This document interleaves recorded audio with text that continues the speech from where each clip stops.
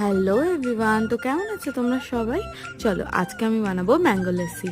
আর তার জন্যই প্রথমে এখানে নিয়ে নিয়েছিলাম টক দই, আর তারপর আমটাকে ভালো করে এখানে কেটে নিয়েছি। তারপরে এর ভেতর থেকে যা পাল্প ছিল সব বের করে নিয়েছি, আর মিক্সির মধ্যে নিয়ে নিয়েছি টক দই। পুরো টক দইটাই আমি এখানে নিয়ে নিয়েছিলাম, আর তার মধ্যে দিয়েছিলাম এই কুচি করা আমগুলো সবটা দেওয়ার পরে আমি দিয়েছিলাম চিনি। আর তোমরা যদি চিনি না খেতে চাও তাহলে স্কিপ করতে পারো। আর স্বাদ মতো অল্প একটু নুনও দিয়েছিলাম।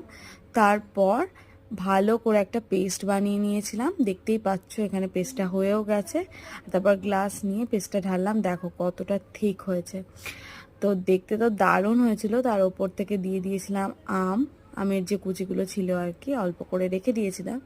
আর দেখো দেখতে অসাধারণ হয়েছিল, আর খেতে তো সেই হয়েছে। তোমরা তো এক্সপ্রেশন থেকে বুঝতেই পারছো, তোমরাও বাড়িতে ট্রাই করো।